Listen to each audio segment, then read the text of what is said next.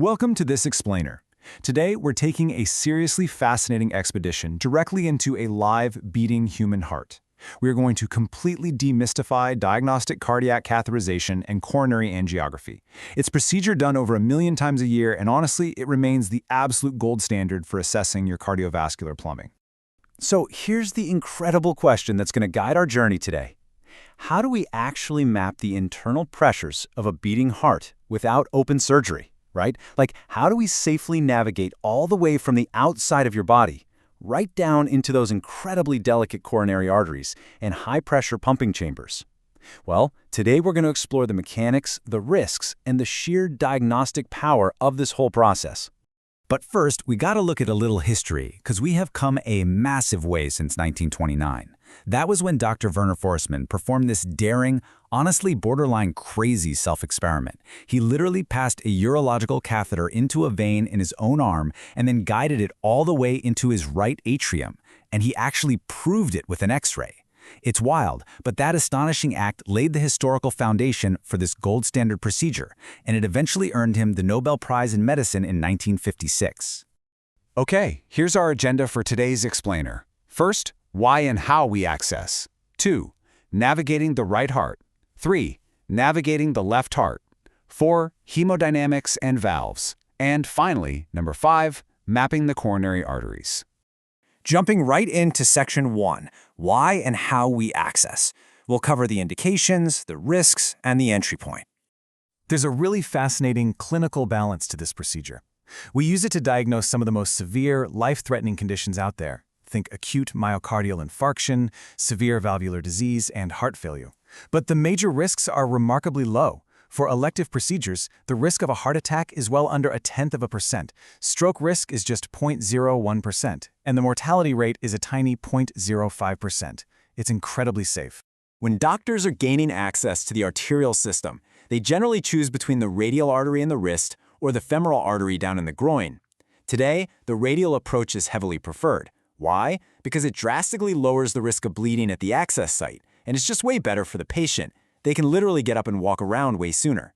But if they do need to use the femoral artery, doctors use ultrasound guidance and a micropuncture needle to ensure they hit the vessel in a safe zone, completely minimizing the risk of retroperitoneal hemorrhage. Moving right along to Section 2, Navigating the Right Heart, focusing on the pressures of the pulmonary circuit. To measure these pressures, a specialized balloon-tipped flotation catheter is threaded from the venous system directly into the right side of the heart, and as it advances, it records these exact, real-time pressure waves.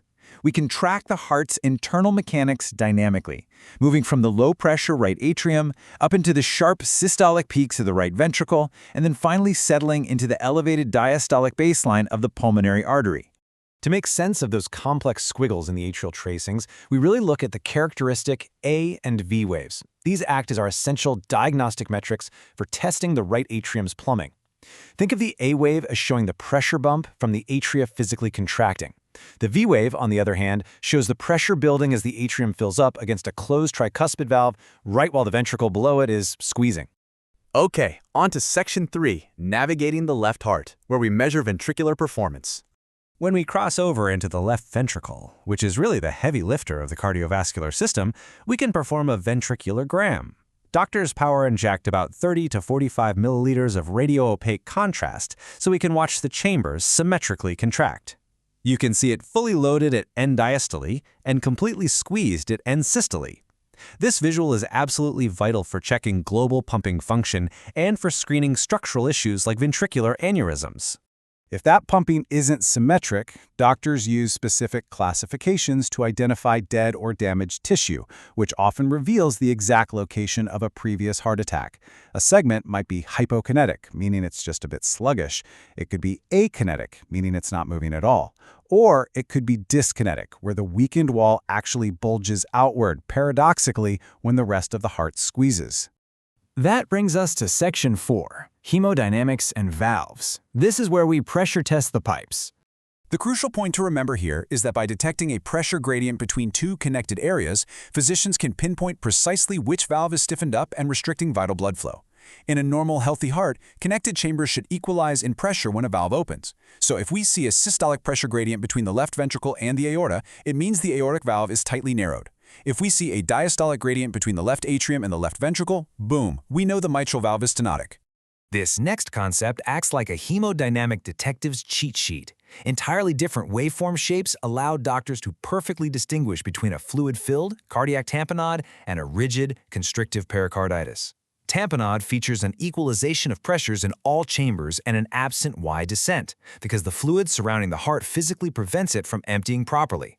Conversely, a rigid, calcified pericardium creates what we call a square root sign on the tracing. That shows rapid early filling that hits a sudden, abrupt halt. Finally, Section 5. Mapping the coronary arteries, the supply lines. By selectively engaging the coronary ostia and recording angiography from multiple different angles, doctors map out branches to spot life-threatening blockages. It creates this dynamic luminogram. But sometimes those two-dimensional shadows just aren't enough. That's where advanced intravascular imaging comes in. Doctors can use IVUS, intravascular ultrasound, or OCT, optical coherence tomography, to see incredible microscopic detail from inside the vessel wall itself. They can also use FFR, or fractional flow reserve, that actually measures the exact pressure drop across a specific blockage to see if it's truly restricting blood flow. It's a real game changer. The journey safely concludes with vascular closure and careful hemostasis at the wrist or groin, making sure the entry point heals up without any bleeding. If the femoral artery was used, doctors might deploy clever vascular closure devices like tiny staples or collagen plugs to immediately seal the site, which limits bed rest to just a couple of hours. For a radial approach in the wrist, a plastic band with a specialized air pillow is used. It maintains pressure on the site while keeping blood flowing perfectly to the hand. As we wrap up today's explainer, I want to leave you with a provocative question. With incredible advancements in non-invasive CT angiography and MRI offering us ever-clearer pictures, will the cath lab remain the ultimate diagnostic gold standard, or will it just become a tool strictly reserved for intervention? While imaging is improving rapidly, the unparalleled physiological insights and the immediate treatment capabilities of the cath lab pretty much ensure it remains an absolute cornerstone of modern medicine. Thanks so much for joining me on this journey. Keep asking great questions, and I'll catch you on the next one.